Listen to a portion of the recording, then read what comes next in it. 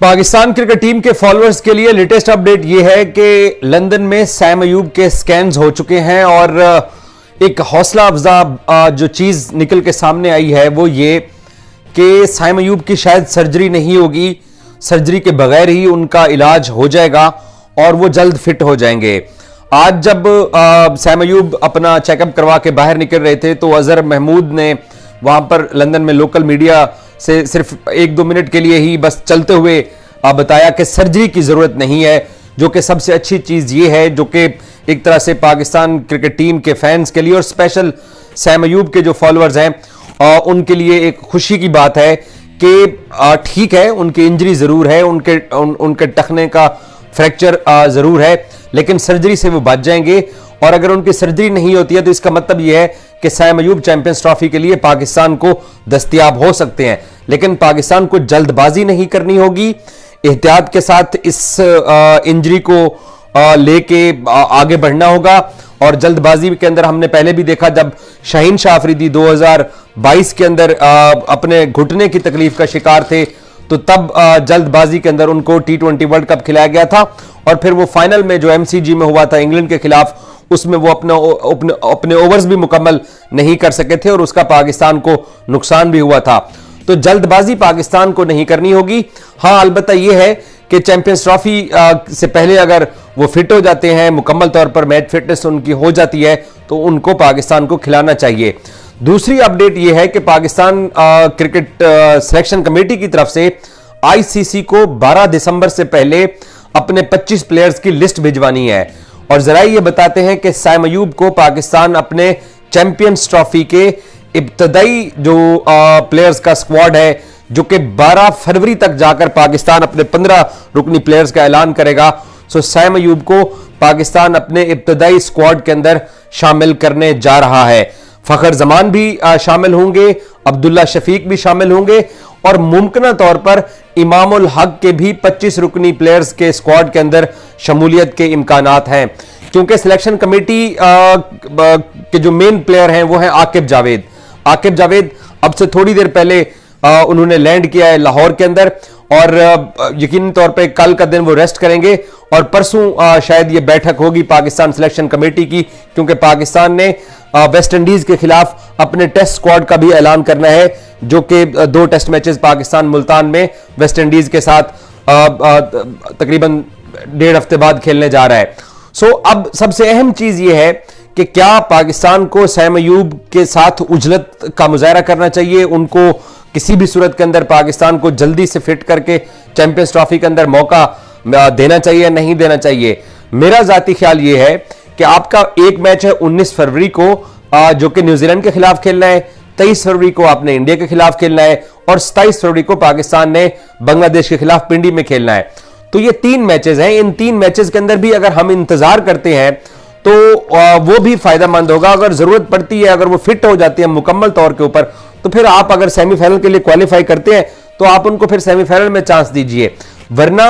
आगे बहुत क्रिकेट है, हमें उजलत का मुजाहरा नहीं करना चाहिए। बट मैं देख रहा हूं सोशल मीडिया के ऊपर फैंस जो हैं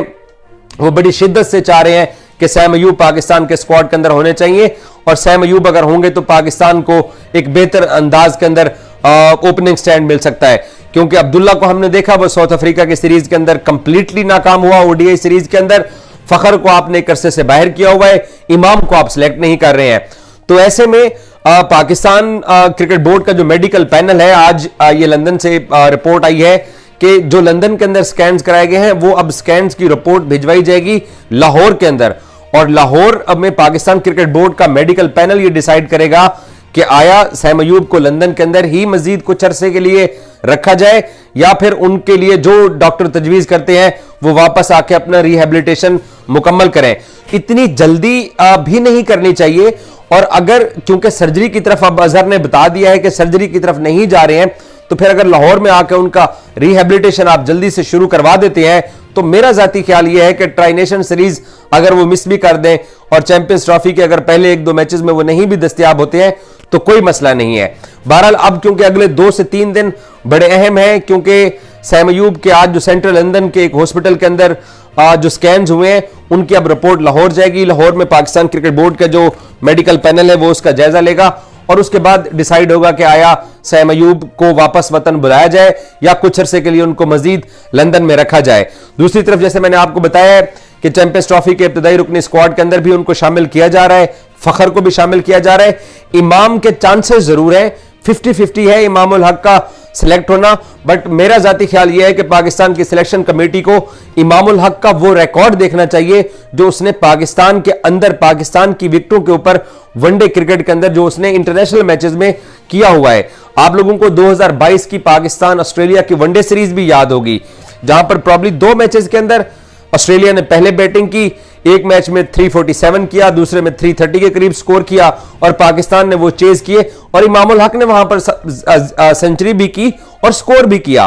और बाज लोगों से मैंने आज भी सुना है कि वो ये कह रहे हैं कि जी बाबर आजम को ओपनिंग करवा दें। बाबर आजम वनडे क्रिकेट के अंदर 1 डाउन के प्लेयर हैं, उनको 1 डाउन ही रखना चाहिए। अगर आपको सैम दस्तयाब नहीं होते हैं तो ये वाले एक्सपेरिमेंट नहीं करने चाहिए हमें कि बाबर के साथ हमें ओपनिंग करवा देनी चाहिए। बहुत सारे लोग तो अब ये भी बात कर रहे हैं कि साउथ अफ्रीका में बाबर ने ओपनिंग की सैम अयूब की जगह के ऊपर, तो अब जो है वो पाकिस्तान को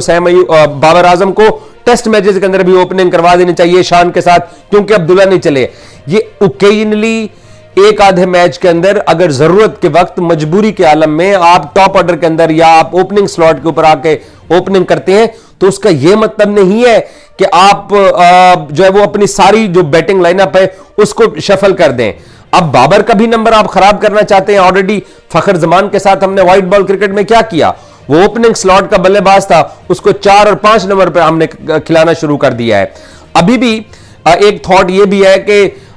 इमाम के साथ या अब्दुल्ला के साथ पाकिस्तान ओपनर जाए। अगर सैम अयूब फिट नहीं होते हैं व्हाइट बॉल क्रिकेट के अंदर, स्पेशली चैंपियंस ट्रॉफी में, तो फखर जो है ना उसको 3-4 पे रखा जाए। बिल्कुल ऐसा नहीं हमें करना चाहिए। फखर जमान ने हम सब के सामने इंडिया में होने वाले वनडे वर्ल्ड कप के अंदर ओपनिंग स्लॉट के ऊपर बैटिंग की थी और वो रेगुलर ओडीआई ओपनर बल्लेबाज है। हमें जबरदस्ती उसको, अब T20 के अंदर तो हम उसको नीचे ले गए, लेकिन वनडे क्रिकेट में हमें उसको नीचे ले जाने की कोई जरूरत नहीं है, इसका नुकसान होगा पाकिस्तान टीम को। बहरहाल अच्छी खबर आई है कि सर्जरी से सैम बच रहे हैं। अब पाकिस्तान क्रिकेट बोर्ड का मेडिकल पैनल अगले 102 दिन के अंदर यह क्लैरिटी देगा कि वो लंदन के अंदर ही जो उनका इलाज है वो वहीं पे होगा, बट सर्जरी से बच गए। सो देखते हैं कि अगले 1 से 2 दिन के अंदर सैम के ऊपर फर्दर क्या अपडेट आती है। Thank you so much.